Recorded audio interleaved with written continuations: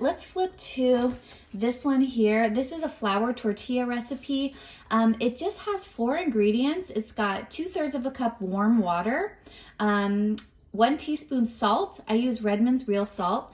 2 cups of flour. You can use all-purpose white flour, but I actually like to do this with whole wheat flour, so I'm going to use that today.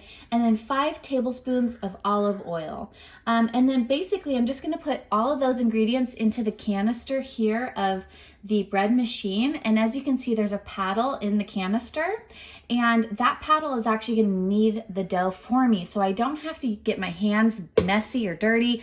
I don't have to sit and knead dough for like 10 minutes. It's really been a game changer also having the bread machine. I share a link in the description below to where I purchased this bread machine. It's a Panasonic, and it was about $300 brand new. But I also shared how I found a Panasonic bread machine at a thrift store for $9 before. So you can definitely find these for really cheap sometimes at thrift stores. But what I did was, after using the thrift store one for a while, I ended up realizing how important this appliance was to my family for making whole wheat bread. So I decided to just buy a brand new one to make sure that I always had a working one in my kitchen. So we're just going to put those 4 ingredients in there, and then we'll knead it for 10 minutes, and I'll share with you what that looks like. All right, and then in other videos, I've shared with you how I like to measure my ingredients and the ingredients I like to use. This is a organic stone ground whole wheat flour from Bob's Red Mill, and I like to get the Bob's Red Mill whole wheat flour because it is stone ground, and there is more nutrition in stone ground flour versus more traditional methods of grinding flour. And whole wheat flour specifically is packed with fiber, protein, B vitamins, selenium, iron, all kinds of really important vitamins and minerals. So actually just making something like tortillas is really a great way to get those vitamins and minerals into my diet without having to rely on supplements. Okay, and then I also like to use a scale for measuring my baking ingredients. I know a lot of people don't like to use a scale, but I'm telling you, this is so much easier than trying to measure in like a little cup and like make sure it's perfect and then wondering if you got exactly the right amount. With a scale, I know exactly how much flour I'm putting in here. I know exactly how much water, exactly how much salt, and I can replicate recipes over and over and over again.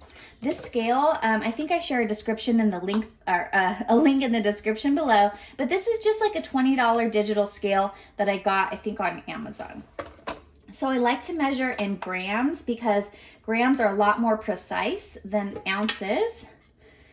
What I do is I start at 0, you push tare, T-A-R-E, and that makes your scale 0 out, so that then I could put this on here.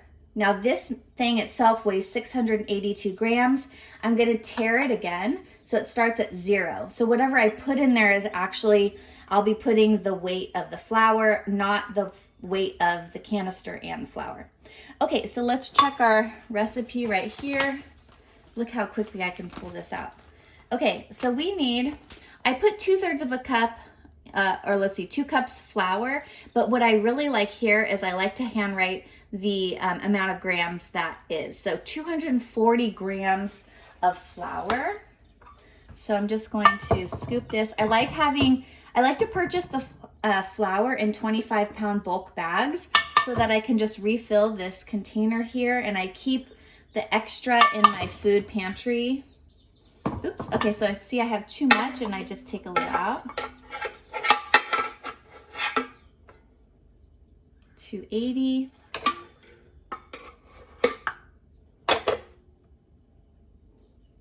$250. Okay. Normally I would pour it slower, but I was kind of distracted talking.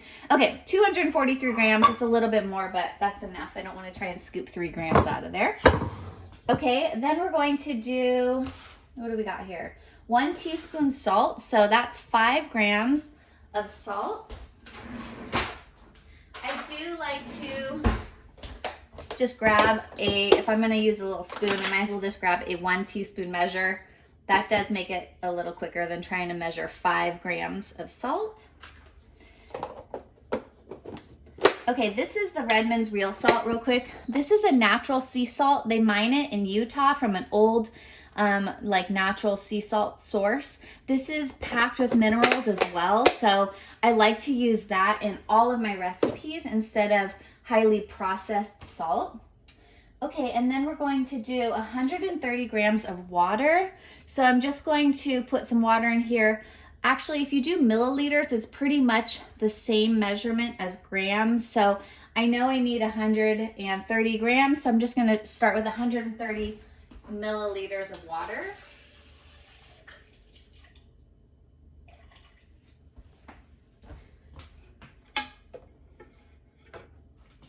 Okay, I'm going to tear it out, and it should be 130 grams. If not, I can always add more. Whoops. How did I go so fast? Something happened. Uh-oh, maybe my scale is messed up. Sorry, guys. Okay. See, this is a good lesson, and sometimes you make a mistake, and that's okay because you're just going to keep going. That's why I like to just turn on the camera to kind of show you like a realistic version of trying to cook for your family. It's not always perfect. And I feel like a lot of the times on YouTube, it's like everything looks so perfect and easy. And you guys, it's just real life here. Okay, so I'm gonna tear this out. I need 60 grams of oil. I should have measured it separately and not just poured the water in. So don't do that, okay? I was being lazy.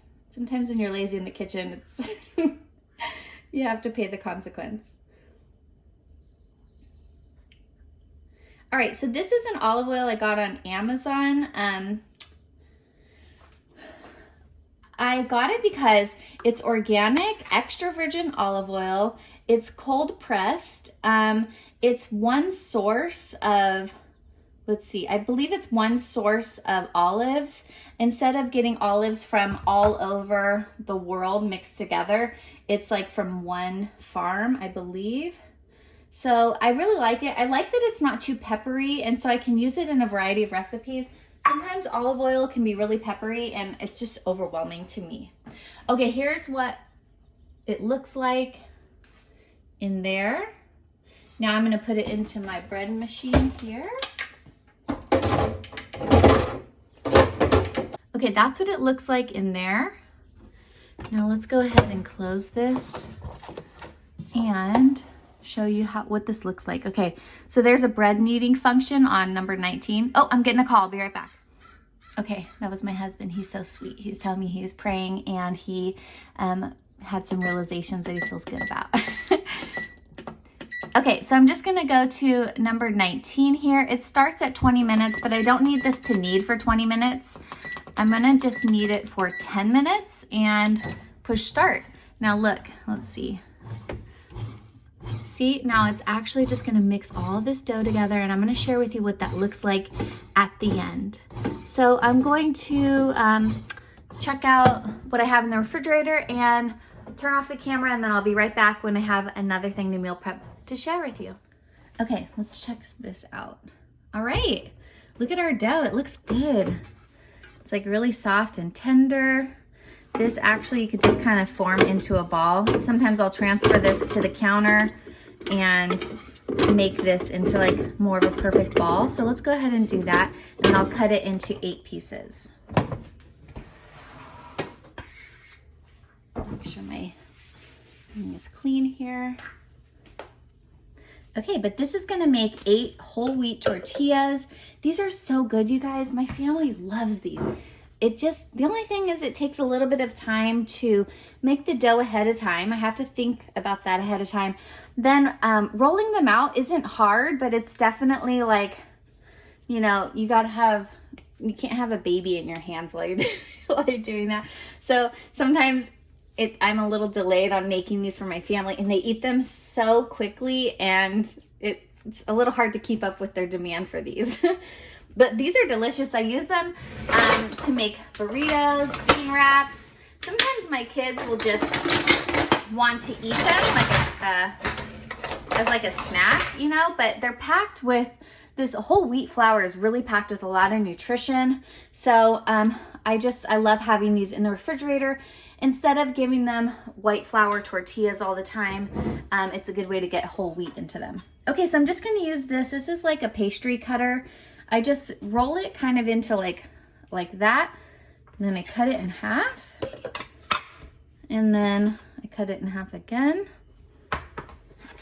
Into however many pieces you want, really. Sometimes I'll make smaller ones, sometimes I'll make bigger ones. Let's see how many we can get out of this. 1, 2, 3, 4, 5, 6, 7, 8, 9. Okay, it's kind of a random number, and then just kind of roll it into a ball like this.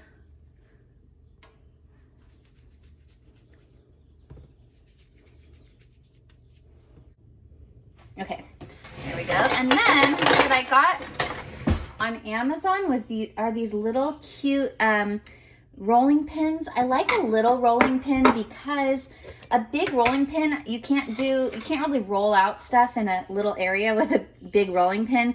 These are actually really nice. I got these in a pack of 2. I think they were about just $12 for both of them. So it was a pretty good deal, and they're really nice. This one has like a rounded edge. The other one has a flat edge.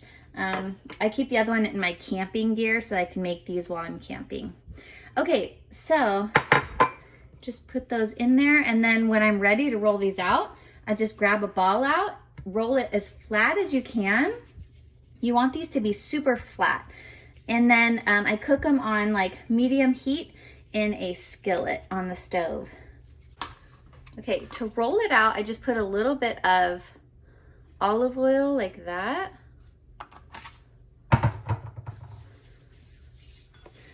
Spread it out. Then I'm gonna take this skillet. I use this like round or square skillet. I'm just gonna start preheating this while I'm rolling it out so that it's nice and hot.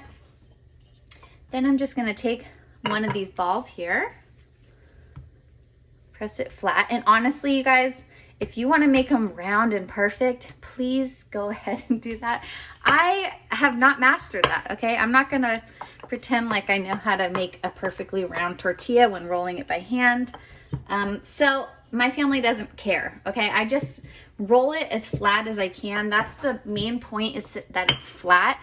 If it's too thick, you can still eat it, but it's just, there's something really delicious about the really thin, flat tortilla. So I don't really try and focus on having it be perfectly round, okay? I do have these marble countertops, and honestly, this makes it really easy to roll these. You can use like a cutting board, but I would kind of recommend maybe putting some parchment paper down so that you can easily get it off. The marble countertop makes it really easy for me to just peel this off, and I'll show you in a second. Okay, see how like paper thin it's getting? And you'll notice when you start cooking them, you're like, oh, I should have rolled it thinner. But this is pretty good. Okay, now you want your skillet to be hot, but then you also want to turn down the heat so that it's not too hot and like burning your tortillas. Okay, so there we go. I rolled it flat. Now, some other things that I use while I'm cooking it, I'll use like a potato masher to kind of flatten it out.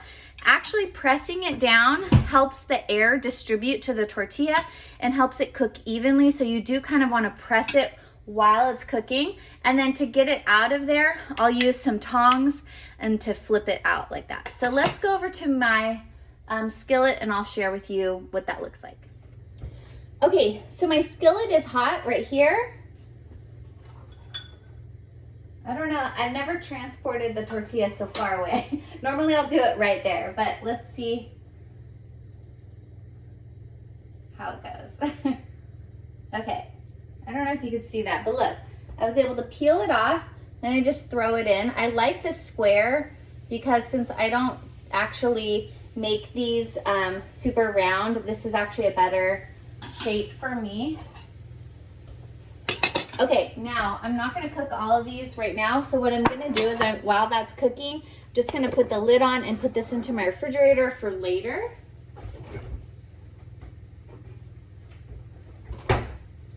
Okay, and I'm gonna show you what this looks like. Okay, so it's starting to kind of cook up. See how there's like bubbles forming? You actually want to press the bubbles out.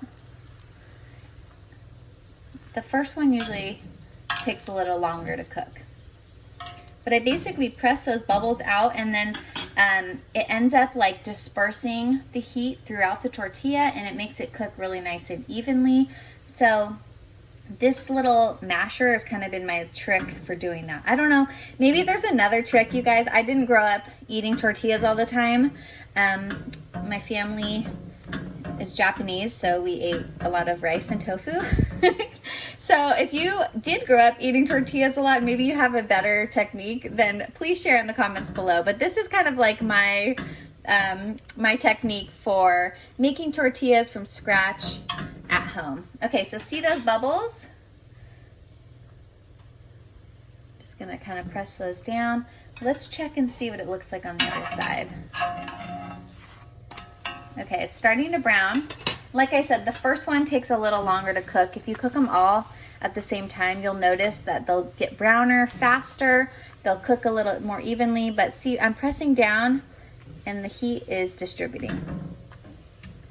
All right, and that's how I make tortillas, you guys, from scratch, using whole wheat flour, all organic ingredients, using that bread machine over there, my Panasonic. It's so great, you guys. I love using that Panasonic. All right, well, thanks for joining me in the kitchen today. I hope that I inspired you to prepare some healthy food for yourself and your family using whole foods and good, healthy, organic ingredients. I hope that you like my video and subscribe to my channel if you haven't already, and check out my members area. I share a lot of printable PDF recipes, as well as all my members get first access to my videos. It really helps support my channel. It helps keep me cooking in the kitchen with you. So thank you to all of my channel members. All right, and I'll see you in the next video, everyone. Hope you have a great day.